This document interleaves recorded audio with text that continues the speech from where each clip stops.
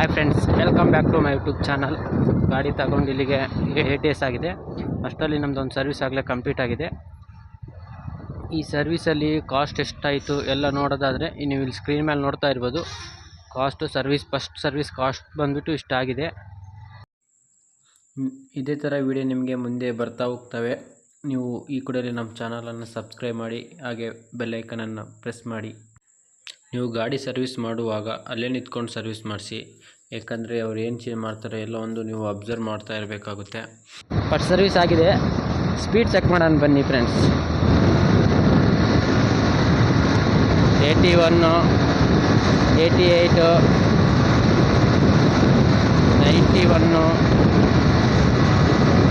93, 96, 98 ಆರಾಮಾಗಿ 100 ಬರುತ್ತೆ. ನಾನು ಅಷ್ಟೊಂದು ಹೊಡೆಯೋಕ್ಕೆಲ್ಲ ಟ್ರೈ ಮಾಡೋಕ್ಕೆ ಹೋಗಲ್ಲ. ಸಾಕು 80, 90 ಹೋದರೆ 100 ಆರಾಮಾಗಿ ದಾಟುತ್ತೆ ಬೈಕು. ಅದರಲ್ಲಿ ಯಾವುದೇ ರೀತಿ ಟೆನ್ಷನ್ ಇಲ್ಲ, ಆರಾಮಾಗಿ ದಾಟ್ಬೋದು ನೀವು 100. ಆ್ಯಕ್ಚುಲಿ ಹೈವೇ ತುಂಬ ಚೆನ್ನಾಗಿದೆ, ತ್ರಿಬಲ್ ಹೈವೇ ಇದೆ. ಬೈಕ್ ಹೊಡೆಯೋಕೆ ಒಂದು ಒಳ್ಳೆ ಫೀಲ್ ಬರುತ್ತೆ.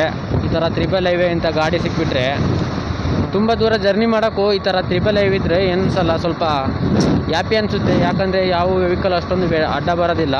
ಸೊ ಹಾಗಾಗಿ ಫ್ರೀಯಾಗಿ ನಾವು ಎಷ್ಟೇ ಸ್ಪೀಡಲ್ಲಿ ಹೋದರೂ ಕಂಟ್ರೋಲ್ ಸಿಗುತ್ತೆ ಗಾಡಿ. ನಾವು ಹೋಗಬೇಕಿರುವಂಥ ಜಾಗಕ್ಕೆ ನಾವು ಬೇಗನೆ ಹೋಗ್ಬೋದು. ಈ ಥರ ಫ್ರೀ ಇದ್ದರೆ ನಮಗೆ.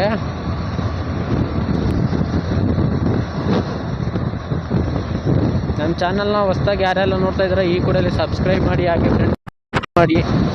ನಮ್ಮ ಯೂಟ್ಯೂಬ್ ಚಾನಲ್ನ ಸ್ವಲ್ಪ ಸಪೋರ್ಟ್ ಮಾಡಿ ಅಂತ. ತುಂಬ ಬಿಸಿಲಿದೆ, ಈ ಬಿಸಿಲಲ್ಲಿ ರೈಡ್ ಮಾಡೋಕ್ಕೂ ಬೋರ್ ಅನಿಸುತ್ತೆ.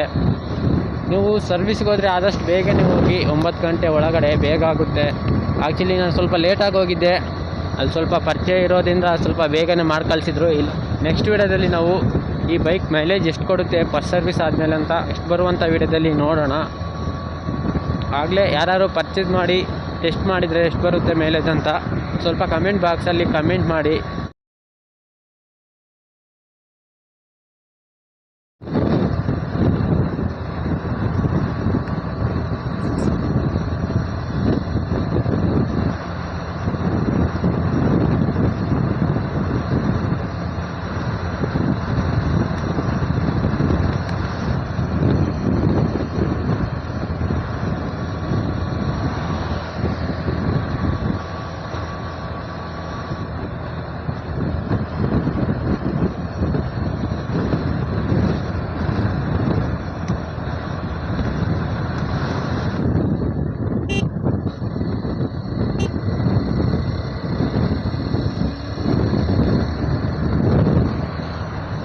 ಇಲ್ಲಿ ಫ್ರೀ ಇದೆ, ಇಲ್ಲಿ ಕಟ್ಕೋಬೋದು, ರೋಡಲ್ಲೇ ಕಟ್ಕೊತೀನಿ.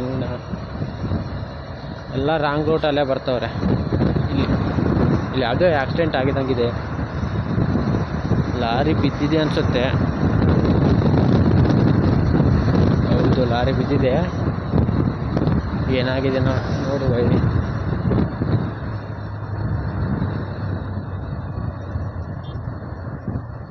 ಬಿದ್ದು ಸುಮಾರು ಹೊತ್ತಾಗಿ